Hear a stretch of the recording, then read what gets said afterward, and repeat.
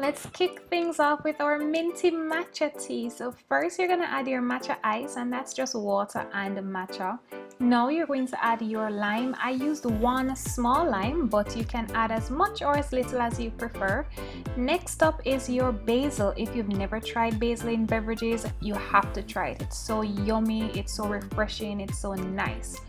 Now you're going to add your mint tea. So any peppermint tea that you love, this is where you add it to your beverage, and let me tell you, this one is super refreshing. Next up is the spicy matcha latte. This one is probably one of my favorite recipes, especially for the winter months. First, I am adding a Petit popper. I used half of the sachet, but you can use the entire thing, depends on you.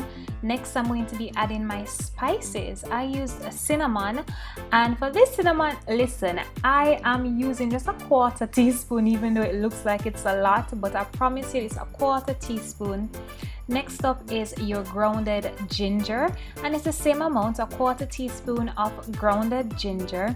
So those are your warm spices. I think you could probably even add a dash of nutmeg. And here I am adding some warm water. So you use your warm water, and this is where you are going to whisk all your powders together so that you can add them to the finished product. After you're finished whisking, guys, you need to put on your milk. I'm using pistachio milk here. Well, any plant-based milk can be used. Doesn't really matter, anything that's your favorite. I think almond milk could work wonderfully. And of course, all you do is just add all of the ingredients together. So simple, so quick, so easy, so warm, and perfect for the autumn and winter months. Here we have your creamy matcha latte, the easiest recipe of them all. It's just your favorite milk mixed with your Petit popper, and on top you have your favorite ice cream. Easy, quick, simple, and absolutely delicious.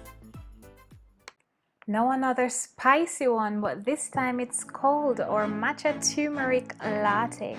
So first you're going to add your turmeric and ginger, then you add your sweetener. I used maple syrup as usual, and you shake all of those together with some water.